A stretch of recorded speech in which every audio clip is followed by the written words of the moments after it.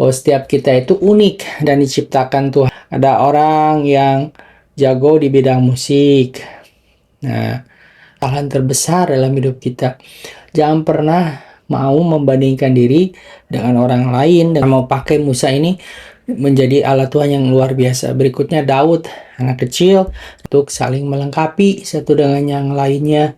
Nah, berikutnya pakailah keunikan itu untuk kemuliaan Tuhan. Lalu apa yang menjadi keunikan kita, kita harus kembangkan, lalu kita harus pakai untuk melayani. Shalom saudara-saudara sekalian yang dikasih Tuhan. Dalam kesempatan ini senang sekali saya akan membahas salah satu kebenaran firman Tuhan yang indah, yaitu mengenai Tuhan dengan cara yang setiap orang itu dirancang khusus sedemikian rupa sehingga dia harus betul-betul ada bedanya dengan ciptaan yang lainnya. Ini hal yang luar biasa. Tuhan tuh nggak pernah menciptakan manusia itu yang betul-betul kopi dari manusia yang lain. Nah, oleh karena itu, mari kita bersukacita atas hal itu. Dalam kesempatan ini saya akan membacakan satu ayat yang indah sekali di dalam Efesus 2 ayat 10. Kita ini buatan Allah, diciptakan dalam Kristus Yesus untuk melakukan pekerjaan baik yang sudah Ia siapkan sebelumnya, dan Ia mau supaya kita hidup di dalamnya. Nah, jadi karena kita diciptakan Allah untuk melakukan pekerjaan yang baik, pasti kita ini diberi kemampuan yang khusus untuk setiap orang. Di sini nanti saya akan sharekan ya contoh-contohnya. Contoh nih, ada orang yang jago di bidang musik. Nah, ada orang yang memang kreatif, kadang cara-caranya tuh unik. Ada tipe orang yang memang sukanya mikir banget, dia nggak suka ngomong ya, lebih banyak diem, mikir. Ada orang yang memang seneng banget untuk gaul, lalu perhatiin orang, caring, kayak gitu. Ada orang yang ngomong, terus senangnya memang ngomong. Jangan disuruh berhenti, kayaknya tersiksa kalau suruh berhenti. Berikutnya, ada orang yang memang senangnya di belakang layar. Dia itu gak suka tampil di depan panggung, di depan kamera, dia pengen di belakang layar. Tetapi kalau orang ini gak ada, kontribusinya itu luar biasa, merasa kehilangan. Nah, jadi setiap orang tuh diciptakan unik, setiap orang diciptakan berbeda. Nah, kita semua pasti sama seperti itu. Jangan sampai kita tidak merasa diri kita unik. Kita jangan pernah merasa, oh saya sih nggak unik, saya sih nggak kayak orang itu yang bisa ini, bisa ini. Nah, tapi perhatikan baik-baik, Tuhan tidak pernah dari awal itu mau merancang orang tuh sama persis. Kalau dari awal Tuhan tidak merancang kita sama persis, ya kenapa juga kita mulai membandingkan diri kita sama orang lain dan biar sama dengan orang itu kesalahan terbesar dalam hidup kita. Jangan pernah mau membandingkan diri dengan orang lain dengan tujuan menilai diri sendiri, saya lebih baik dari dia, atau aduh saya lebih jelek dari dia. Nah, kalau kayak gitu nanti kita bisa sombong atau kita juga bisa down karena kita berpikir nggak sama kayak dia. Jangan pernah seperti itu ya. Nah, yang pasti setiap orang itu di Alkitab tuh unik-unik. Ini saya ada beberapa contoh. Yang pertama Musa itu gagap, Musa itu susah bicara, tapi Tuhan mau pakai Musa ini menjadi alat Tuhan yang luar biasa. Berikutnya Daud, anak kecil, anak remaja yang dipakai untuk mengalahkan Goliat. Ada juga Petrus yang meledak-ledak, yang emosional. Lalu ada Maria yang menjadi ibu Yesus, gadis desa, gadis biasa yang kayaknya biasa-biasa aja. Orang nggak akan pernah berpikir bahwa manusia biasa seperti ibu Yesus ini jadi pakai menjadi ibu dari Yesus, melahirkan juru selamat dan menebus dosa manusia. Kan nggak ada yang mikir seperti itu. Jadi yang penting adalah keunikan itu bukan untuk menjadi sombong, bukan juga untuk menjadi down, tetapi untuk saling melengkapi satu dengan yang lainnya. Nah, berikutnya pakailah keunikan itu untuk kemuliaan Tuhan.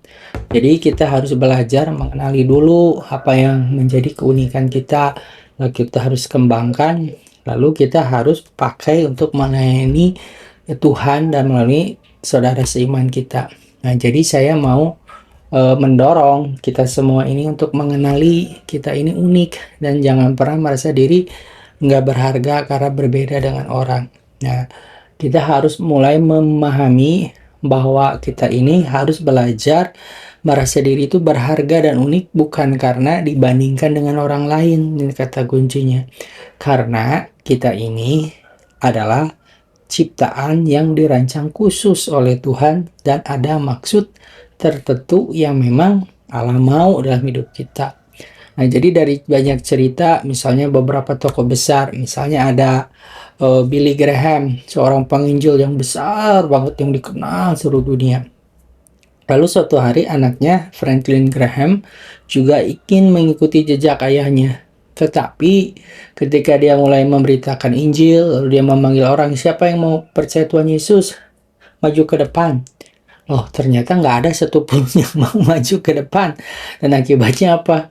Dia down, dia ngerasa gagal, dia ngerasa udahlah saya nggak akan mau lagi jadi hamba Tuhan, saya nggak mau lagi jadi penginjil, saya berhenti aja, nggak mungkin saya bisa seperti ayah saya gitu kan. Dia udah berusaha pun nggak akan pernah bisa. Nah, akhirnya ketika dia udah down, dia nggak mau pelayanan, dia mundur di dalam Tuhan sekian lama, ada orang yang akhirnya bilang sama Franklin Graham, ditanya, memang kamu tujuannya pelayanan ini apa gitu? Apakah mau bersaing sama papa kamu? Apakah kamu mau mencontek atau mau meneruskan kayak kepopuleran ayahmu atau apa gitu? Nah, dia berenung ya. Lalu dia juga bingung untuk apa dia pelayanan. Sampai akhirnya dia menyadari, ya memang kan pelayanan ini kan untuk Tuhan ya. Yang penting Tuhan memanggil kita untuk melayani dan kita taat kan, sebenarnya itu yang paling penting. Akhirnya dia mulai berpikir, dia berdoa dan akhirnya dia mulai kembali berkata, Tuhan, saya mau melayani karena saya mau taat kepada panggilan Tuhan, sekalipun nanti waktu saya melayani dan ternyata ketika saya memberitakan Injil nggak ada satupun orang yang mau datang maju untuk mendengar dan untuk menerima respon itu, saya akan tetap melayani karena saya tahu saya melayani karena saya taat kepada Tuhan, bukan karena saya mau mendapat ya apa tuh pujian ataupun apresiasi ataupun kebanggaan sendiri dari orang-orang yang beri kepada saya. Nah, sejak saat itu dia malah makin berbuah dan hari ini banyak sekali pelayanan yang juga dikerjakan oleh Franklin Graham dan berbuah banyak di berbagai negara. Nah, dari kisah ini saya dan saudara ini ya didorong untuk mulai mau menerima kita ini unik, tidak usah dibandingkan dengan orang ini, orang itu. Kalau punya kelebihan, punya kekurangan, ya setiap orang pasti ada keunikannya dan kita mau melatih, mengenali dulu keunikan kita, mengembangkan dan dipakai untuk melayani Tuhan. Nah, sejak saat itu kita harus bilang, Tuhan, aku mau taat. Apapun yang Tuhan mau aku kerjakan, ya aku kerjakan. Dan karena itu, nanti kalaupun nanti ada ya orang nggak melihat kita hebat, orang nggak melihat kita luar biasa, kita tetap bertahan melayani karena kita tahu itu panggilan yang harus kita kerjakan. Sebagai penutup, bukankah dalam anggota tubuh kita ini juga ada anggota-anggota tubuh yang kita tuh nggak hormati dan nggak suka ya. Misal maaf kata bagian anus atau dubur kita bagian buang air besar itu kan nggak enak ya. Siapa yang mau puji ya bagian yang kotor seperti itu? Siapa yang mau apresiasi? Siapa yang mau anggap itu penting? Tapi kalau itu udah luka, kalau itu udah rusak, kalau itu menderita, apakah kita tidak akan menderita? Apakah kita akan senang? Apakah kita nggak akan terdampak dengan? Apakah kita bisa tampil hebat, cantik, ganteng dengan keadaan seperti itu? Kan nggak mungkin ya. Artinya setiap bagian itu penting, walaupun ada yang dihormati, ada yang nggak dihormati. Nah, setiap kita itu penting, sekalipun ada orang menghormati kita ataupun nggak menghormati kita. Jadi ayo, jangan kecil hati dan juga jangan sombong. Kita dipanggil untuk melayani, dipanggil untuk mengasihi Tuhan, melayani sesuai dengan keunikan panggilan Tuhan setiap kita. Tuhan Yesus memberkati kita semua. Amin.